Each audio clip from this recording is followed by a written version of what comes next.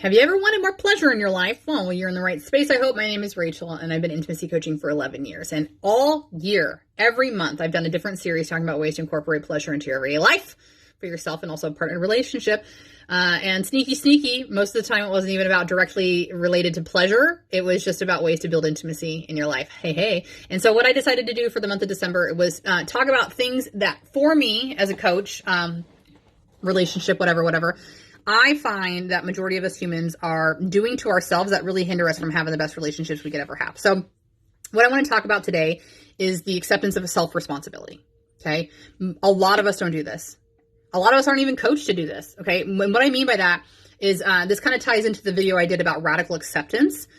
It's about choosing to understand and see where you are at this moment. Okay. What a lot of us do, and I was really good at this too, is like looking to why I'm here as an outside source. That person did this to me. That scholarship didn't go through, so I can't go to college. My boss didn't give me the day off, like I said, so now I got to quit, right? Like those things we can easily turn outward and say, that was their problem. That was their problem. That was their problem. I'm not saying that people don't contribute to your experience. I'm not saying that people don't maliciously contribute to your experience. That is all true sometimes, unfortunately, but all you can control is how you feel about that situation. And please hear me when I say that this is not about toxic positivity where you're like, oh yeah, my partner cheated on me and then left me. My silver lining is, like I manifested this. I brought this lesson onto myself. Okay.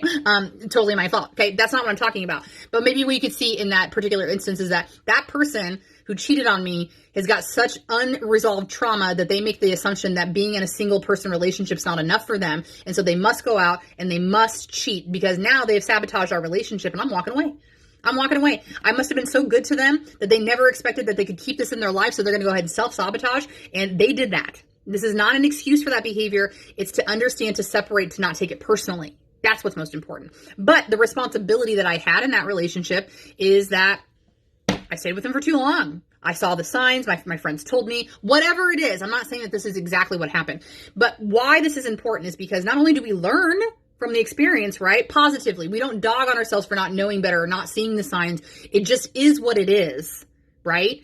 That's my circumstance right now. And so when I can understand that this is my circumstance and I lovingly accept responsibility for the conditions of my life right now, it moves us into the mindset of positive action, right? Because we can stay here where it doesn't feel so good, and then we can dwell, and then we can end up in low-level feeling emotions that really only hinder us. Or we can say, yeah, it is what it is. I start to accept that. I allow myself to feel whatever is bad, by the way. Don't suppress or push it away.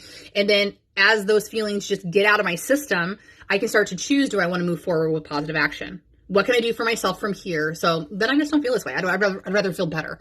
So accepting responsibility in the role that you play in your own life, because so much of us look to an outside source to say that that's what's been driving it. And that's just not true. It's not true. It's not true, friends. It's mostly about you. Have a good day.